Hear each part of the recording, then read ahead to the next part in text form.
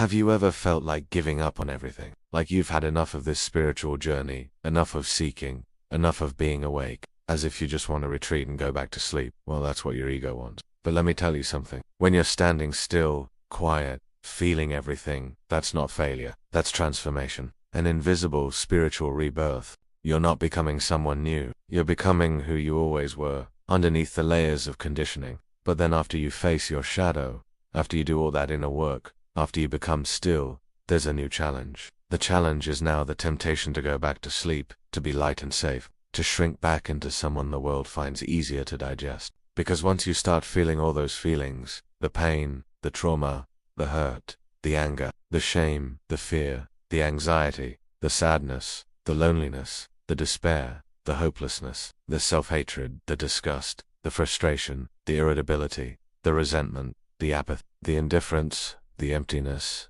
the list goes on and on and on. Sometimes it feels easier to just go back to sleep, doesn't it? And your ego will whisper to you, perhaps ignorance was bliss. Oh, how it wants you to forget, to stop feeling, to go back to sleep. It doesn't want you to wake up. It wants you to keep on sleeping. It wants you to be the same old you, the one that it knows how to manipulate, the one that it can control, the one that it can make do its bidding. But you have to resist that temptation. You have to resist the urge to go back to sleep. Don't misunderstand it. There's nothing wrong with feeling those feelings. It's okay to feel them. In fact, it's necessary.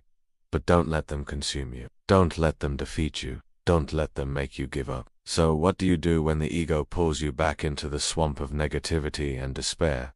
How do you get out of that quagmire? How do you pull yourself out of that pit? Simple. Remember who you are. Remember that you are not your thoughts. You are not your feelings. You are the observer of your thoughts and feelings. You are the witness of your emotions. You are not the doer. You are the seer. You are the consciousness behind the mind. You are the spirit in the body. And as long as you remember that, the ego cannot defeat you. As long as you remember that, you are free. So, go forth, my seeker, and do not give up.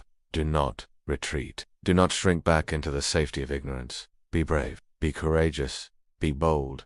Be fearless. Face your shadow and embrace your light. For you are a child of the universe, a spark of the divine. And the universe is with you always.